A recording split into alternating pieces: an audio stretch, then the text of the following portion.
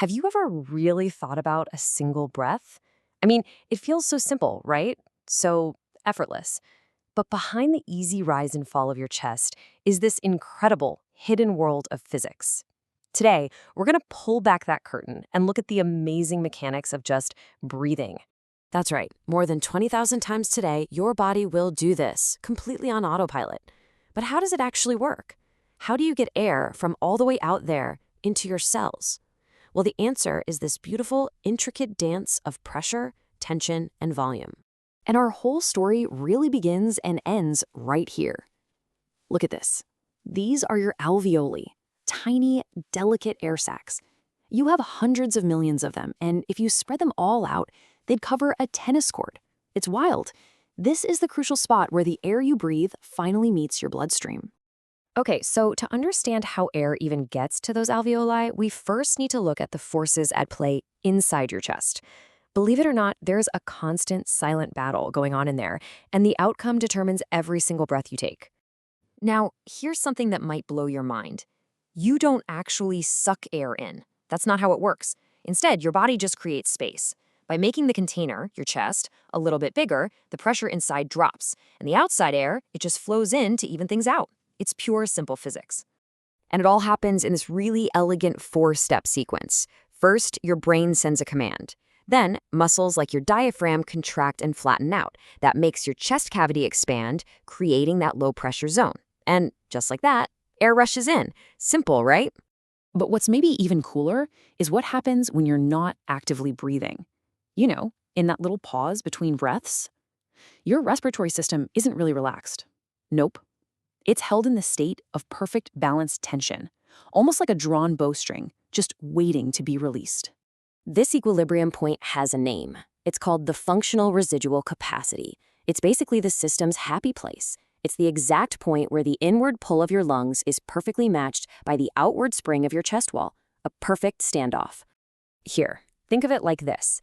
You've got your lungs, and because of all their elastic tissue, they constantly want to shrink down and collapse, just like a balloon when you let the air out. But at the very same time, your rib cage naturally wants to spring outwards, so you've got this constant tug of war going on. So what does that tug of war actually do? It creates a slight vacuum, a negative pressure, in the tiny, fluid-filled space between your lungs and your chest wall.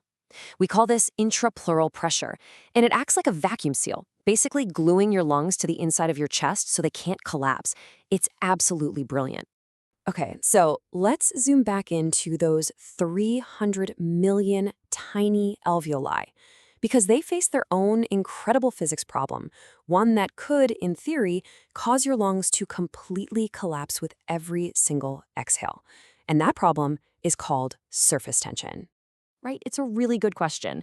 You've got literally hundreds of millions of microscopic, wet bubbles all connected to each other. Physics says they should be super unstable and just collapse in on themselves. So why don't they?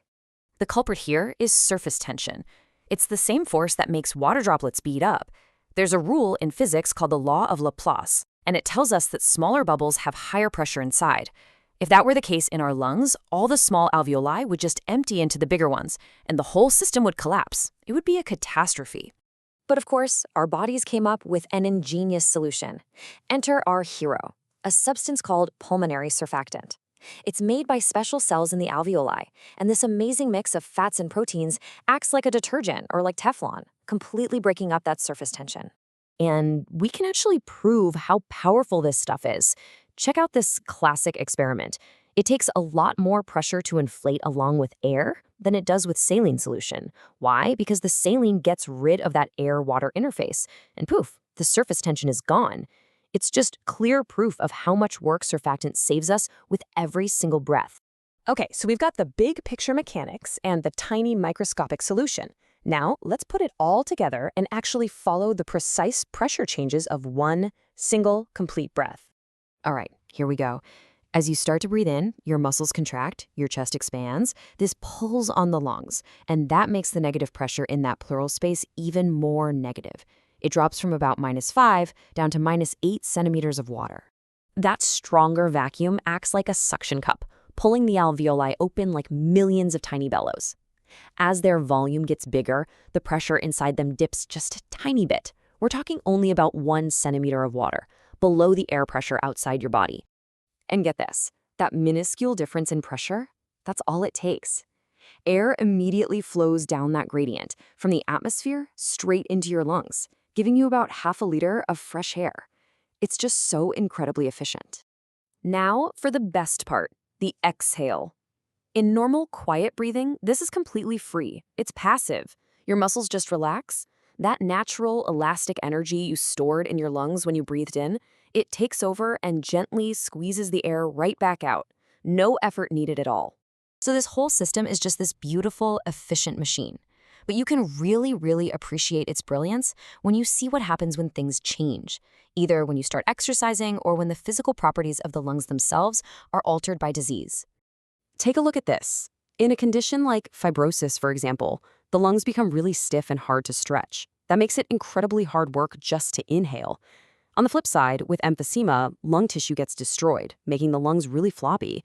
They're super easy to inflate, but they lose that elastic recoil, which makes it a real struggle just to breathe out.